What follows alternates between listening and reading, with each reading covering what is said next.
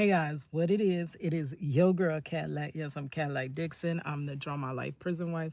I am the legally blind artist that is rapping and painting for justice. Girl, hoping to see justice before all phase two Bláck. Yes, it's your girl Cadillac. First, it is hot. We in Florida and it's hot.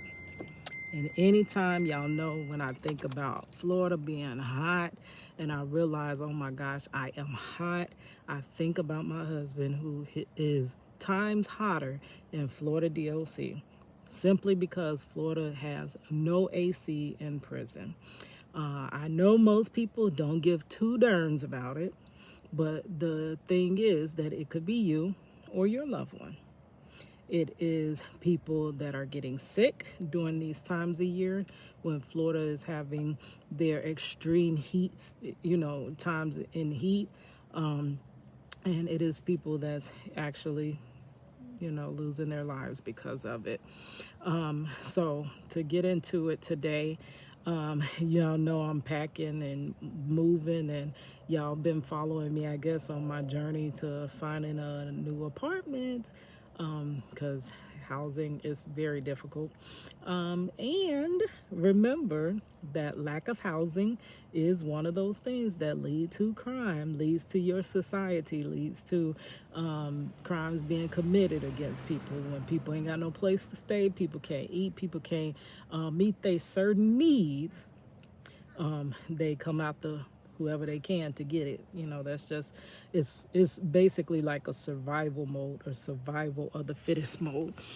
I ain't got it, you got it, so I'm getting it. Not condoning that, but when you constantly make conditions in that manner of it being like a jungle, people are gonna act as though they live in the jungle.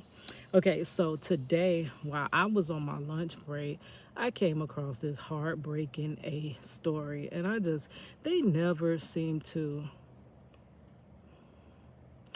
It's so annoying. It is so annoying because it never seems to like you think, oh, it can't get no lower.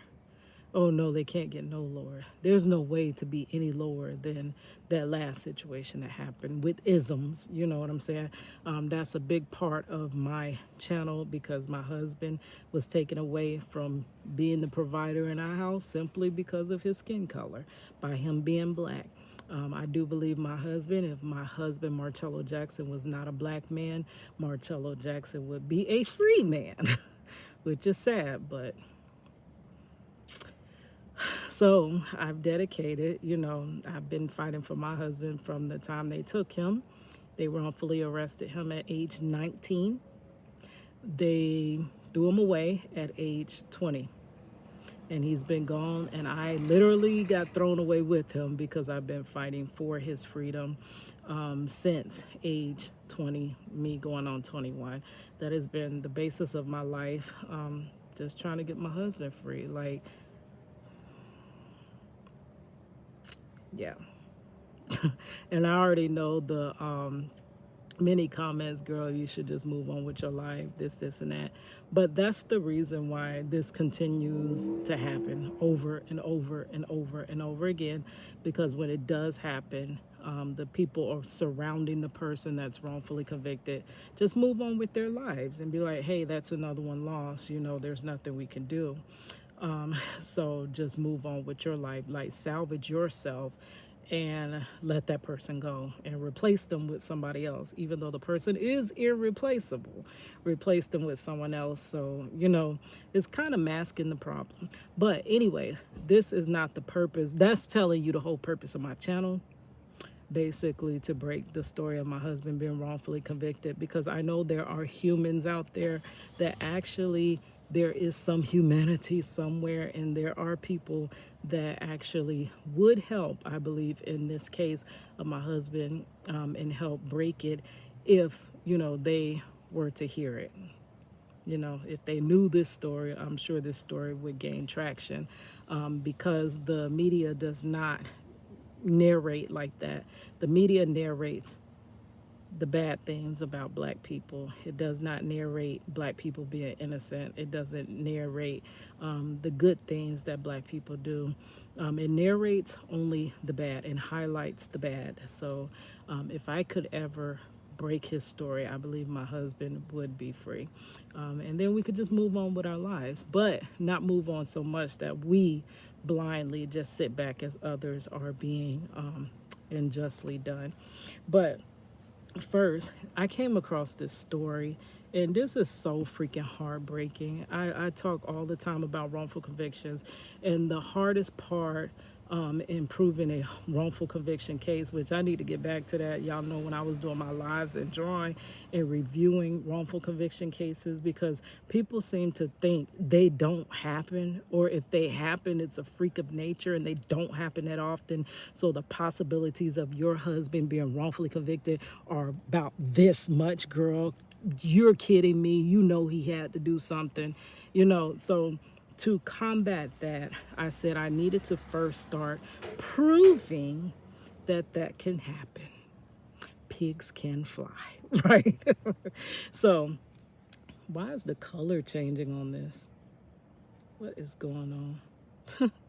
So, I came across this story. This story is ridiculous, and it deals with kids. Have you ever heard of the school to prison pipeline? And basically, it is where they are in third grade or around that age, deciding whether they need scholarships or prison beds. They are securing the future prison population.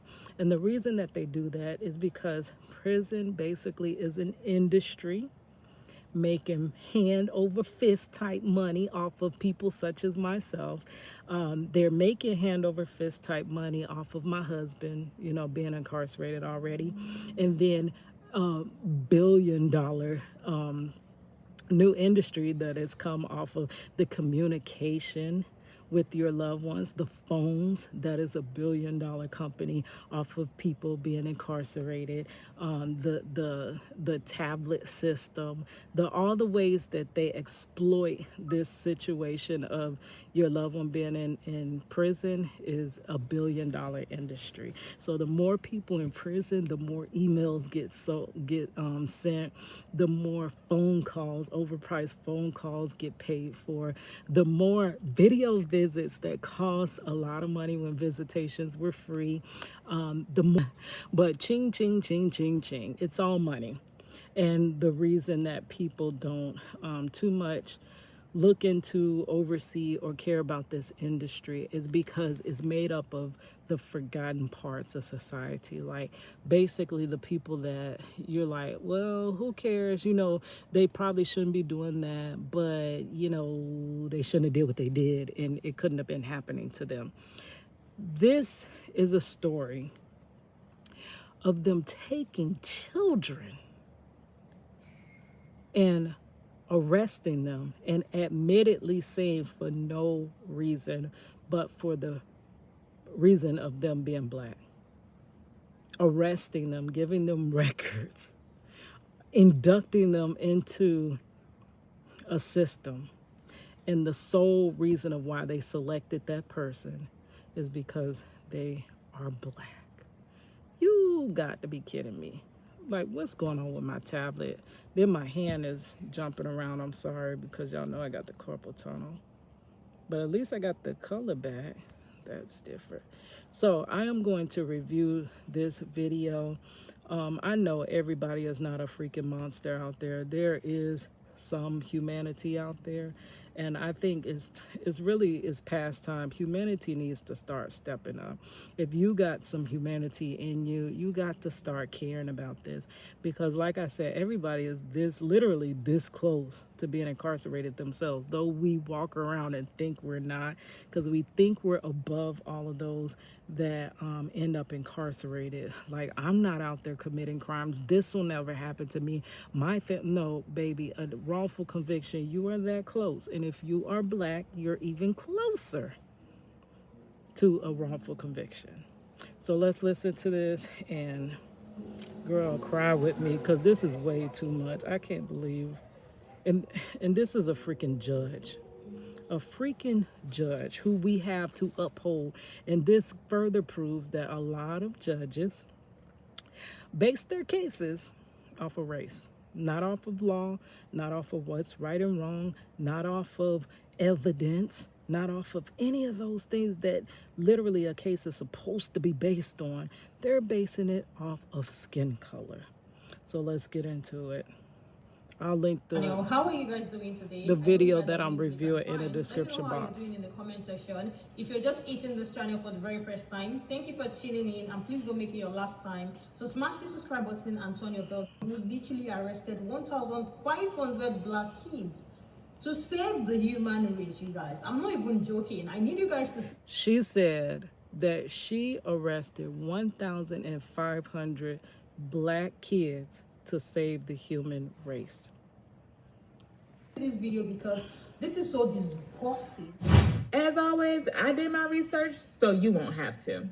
I am so unhappy to introduce Judge Donna Scott Davenport. She was the presiding judge over the Rutherford County Juvenile Court System in Tennessee. Starting back in the 1990s, Judge Donna Scott Davenport decided that she was going to start arresting black children solely for committing no crime at all. You heard me, no crime at all. Let's get into how she did it. And you know what's so sad? If there literally wasn't evidence, someone could tell you that my child was arrested for being black, and you literally would not believe them. You would not believe them. You would be telling them the same thing that people tell me about my husband. Well, I'm sorry to hear that, but he shouldn't have did what he did. Like, you would be saying the same thing if the evidence wasn't slammed right into your face. Like, that is so sad. And that is why it is extremely difficult once wrongfully arrested, it is extremely difficult to get out of it. See, they can arrest you off of merely just arresting you. Then you got to fight tooth and nail. Now, most people think, because we blindly trust this system, most people think they have all these different things they have to play through to decide whether a conviction is going to stand. They don't think a wrongful conviction could even stand. Like, how could it even go through a whole trial? How could it even go through the whole process? How can they even arrest you without evidence? How? We don't believe it happens, but it happens all the time.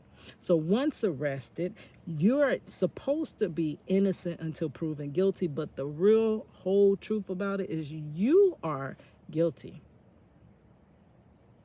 You're guilty. Whether guilty or not, you're guilty.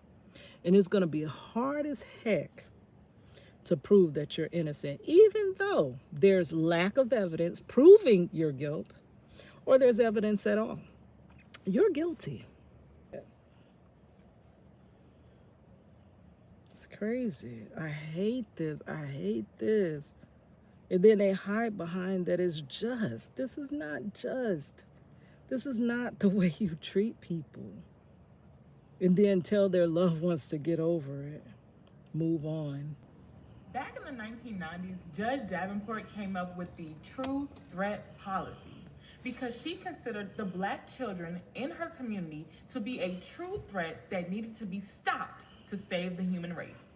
She considered herself carrying out God's mission by getting the black children in the community off the streets for no crime at all, just because they were black. How the process worked was that when a black child was seen by a police officer, they were immediately arrested, taken into custody, brought before Mrs. Davenport, and she would charge them with a crime that did not actually exist. She did this to over 1,500 black children. Now you heard what she just said, charged for a crime that didn't exist. My husband literally is charged with a crime that never even happened. I always say that. And people literally think I'm telling them some Bigfoot tale. Like, it literally did not happen. The charges they have my husband down for did not at all happen. I do have a multitude of videos if you do want to find out about his story and why he's wrongfully convicted and why he's excessively sentenced and why he was not able to raise our daughter money with me because he's black. I have many videos about that, but he is literally wrongfully incarcerated, and he is 21 years in on his wrongful 40-year sentence. They've gotten 21 years of his life. And every day that I fight is another day of his life lost. Just because he's black, though. Literally, because he is black. The truth of what really happened the night that he got arrested and what they got him in prison for, it never happened. And there's no proof backing it up. There's not a lick of evidence. They got him down for having a weapon, with which a weapon literally escalates a crime, but they never produced a weapon. So they just said a weapon was used, but there's no evidence of a weapon. There's no proof of a weapon. There's nothing, no fingerprints, no DNA, no nothing. So literally, this judge that penned these 1,500 black children in one city, that penned that many black children with the crime, had she connected a weapon to them, only had to say that there's a weapon, those kids could have been gone for a lot longer than they were already gone. And that's sad. It should not be that easy to wrongfully convict somebody. It should really be hard, but it's not. It's not hard at all. Literally. And girl. Were black. Even though they only make up 15% of Rutherford County. That's Back crazy. in 2016, she arrested 11 black children and charged 10 of them, for, get this, not breaking up a fight. What? One of the laws she made was the criminal responsibility for conduct of one another, which is not a freaking law at all. Check the facts. Let me tell you, and judges will decide sentences based on their own biased beliefs, their own feelings, they decide. Literally, they decide how long you go. That's why there are situations where a black person does a crime and another person of another nationality does the same crime or a much horrible, worse crime, and will get significantly less time for that horrible, heinous crime than the black person. That is because the discretion is in the judge's hand. A lot of laws, many laws, majority of laws are written in shades of gray. They're not written in black and white. That way it can be interpreted whichever way that judge wants to interpret. So black person can sit before that judge and they can interpret that same law to hold more time. Another nationality can sit before the same judge under the same laws, and that judge can decide, because this is written in gray, I can give this person significantly less time. And it would be based on their skin color, but there's no way to prove it. There's literally no way to prove it. There were situations, I'm in a prison wife group, where this one prison wife researched her husband's judge, and literally her husband's judge, they compared a lot of his cases, and the case where the defendants were white and the cases where the defendants were black, similar crimes, the black people always got more time than the white person. Literally, you're telling me this is fair? You're telling me this is fair. I know you're saying that they shouldn't have did what they did, but the white person also shouldn't have done what they did. You know what I'm saying? The black person shouldn't have done what they did as well. I don't condone crime. I don't. I happen to be a criminal justice reform person only because, my husband was wrongfully convicted. Had my husband not been selected to be wrongfully convicted, I also probably would be closed mind and closed eyed to this situation as well. Made up her own laws as a judge. She bragged about this on her monthly radio show, calling herself the mother of the county, saying how she was saving all the Tennessee residents from these Black children, again, carrying out God's mission. She was also a law professor at Middle Tennessee State University, where she was teaching other people these same policies that she created. And that's what it is. This is taught.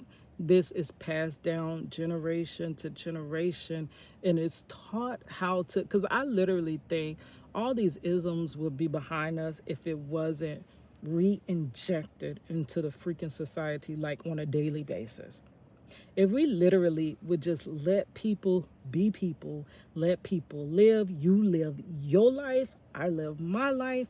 I'm not interfering with anything you're doing. You're not interfering with me. We are coexisting. I could hate you all day long. You could hate me all day long, but we are not interfering with each other's lives. That literally would slowly, it would heal itself. It's like a body that has some type of infection. If you keep reinfecting it, the body never gets better. That's why we're not there.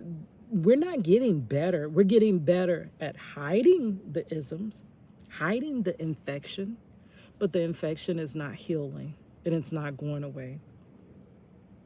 It's just further buried down deep to where you can't see it's happening, but it's happening. And that's how they really like it. They, back in the day, they used to do things just outright because who was going to check them, boo? Like, what was going to happen to them? Nothing. Like, pretty much today, a lot doesn't happen to them. But they do things more so undercover so that you can hide behind. It's almost like it's not a definite. People can't be 100% sure that they're doing it, so people want to just say it's not happening. But if I know 100% sure that you're doing this, then I can take offense with you. And that's what they're trying to do. Do it so hiddenly, insidiously, that it's happening and it's affecting us, but you can't prove who's the culprit. You can't prove who's doing it. Oh, Lord. It's crazy. It never freaking stops. But let this just play out because this whole situation is not working like this. Even though she committed the heinous crime of arresting over 1,500 Black children illegally, she was given no jail time. She was never taken to court for this. Nothing happened. Get this. She was actually allowed to remain. It's the double standard. Many of them, so many of them commit crimes on a daily basis, but they're covered in their crimes. They don't have to abide by the same laws that we have to abide by. We have to abide by the laws, which we all should, but they are there to uphold the laws, but they don't necessarily themselves have to follow the laws. Like, she's literally supposed to be ethical. She's supposed to be non-biased, but she's more biased than others that are like, it doesn't make sense. But this happens a lot. You know how many times people stand before RA-ist judges? Literally. Almost every day. Like I'm saying, like I say all the time, wrongful convictions, I'm pretty sure court is happening every day. Somebody's getting wrongfully convicted just about every day. And it takes decades, lifetimes to uncover these wrongful convictions. I do have a playlist where I started reviewing wrongful conviction stories. And as I start researching more than just my husband's wrongful conviction, I see they have a lot of the same things in common. A lot of the same aspects happen. And usually the shortest wrongful conviction overturned that I've seen has been about 10 years. So you literally telling me it's going to take no less than 10 years to get me out of prison, and I ain't did ish. Going to take no less than 10 years, right? But then there's no guarantee that it'll take 10 years. I've been fighting for my husband for 21 years. He's no closer to that door. Only thing bringing him closer to that door is he's doing so much time, and he's losing his life. He's losing his time with he missed raising his daughter. They took that, stole that from him. That cannot be replaced. And now he's losing helping raise his granddaughter. He's losing that. That hasn't been lost, but as hard as it is to break this story, most likely it's gonna be lost. So he loses 2 generations, and nobody gives 2 cents because he was black. And that's all them black boys do, right? That's what they say. They love to tell you that. Juvenile judge. And these are kids she doing this Let to. go. She kept her position. Her only consequence was to pay the state of Tennessee $11 million for her wrongdoings. And out of that money, $7.5 million went to the 1,500 children. And get this, they didn't just immediately get the money. The children are responsible to go file a settlement claim in order to receive the funds. Their lives were only worth $5,000? Yeah. They literally, their lives, honestly, to them is worth nothing. It's trash. It's literally, we are birthing. I'm going to stop here because, number one, my tablet's overheating. Y'all go watch the video. But we're literally birthing children, we as black people, and to bury them or to put them in prison. That literally should be alarming to all of us. We all should be alarmed by that. And I don't know, it's so sad. It is so sad. Before a child can even figure out who they are, what they are, whose they are, they're already being sabotaged and assumed to be criminal. They may not even know what a freaking crime is, but they're assumed and predestined to be criminal. Y'all, before I end this, I'm going to hit a wrap. Back in 2006, I started out my journey with trying to break my husband's wrongful conviction case through music. I was a female rapper before everybody and they freaking darn mama was a female rapper. But I was a female rapper with a message. I wasn't out there popping ussy. I was not out there being with this person, that person, sleeping around. I wasn't doing none of that. I was out there grinding. I was writing music. I was performing. I was creating hair pieces that got attention. I was painting. I was doing all types of stuff, networking, spending time and money to go to studios, buying beats, doing this, doing that, all because I wanted to, one, break the story of my husband's wrongful conviction, because I believe that music was the fastest way to get attention, because the news does not want to put any narrative out there of a black man being innocent, because black men being innocent does not fit their narrative. Okay. And also I wanted to warn the future generations. You know, my husband was not the last black man to be wrongfully convicted and excessively sentenced. He wasn't the first, and he's definitely not the last. And we're not even working on this situation, so he definitely won't be the last. There's many, multiple young black men and women following behind him that will be wrongfully convicted, because the system is not fair whatsoever. So I wrote this song called Statistically. And for me, I mean, I tried tooth and nail to make my life work, honestly. And it starts to feel like you're sabotaged from the beginning. Like, literally, you know how they talk to kids and you be like, the child has so many big dreams and it's like sky's the limit, and it's only a matter of time. You could be whatever you want to be. But literally, they It feels like they set up so many roadblocks for certain children so that they do not ever become what they were supposed to be. They predestine them to be failures. They predestine them to go to prison. They predestine them to go to an early grave. And it's just sad that they are putting this over our children's lives. And it's sadder that a lot of times we don't even care. We don't even think it's happening. It's irritating. But I'm going to leave it with this song statistically. Okay. If I mess up, bear with me, because I was a rapper years ago. And to be a good rapper, you literally got to practice your rhymes all the time. Okay, so here we go. Statistically, I done became what they thought I'd be. A young single black mother with no degree. Well, if this the game, it seems like it was rigged up to me. Yeah, I'm massive for answers and don't lie to me. Now statistically, he done became what y'all thought he'd be. A young black male in jail or on the streets. Well, if this the game, it seems like it was rigged up to me. Yeah, I'm massive for answers and don't lie to me. So much potential. Why the heck I'm working 9 to 5? Hands ain't close to me. How the heck am I gonna survive? Yeah, I know I'm working, but why I can't get food stamps too?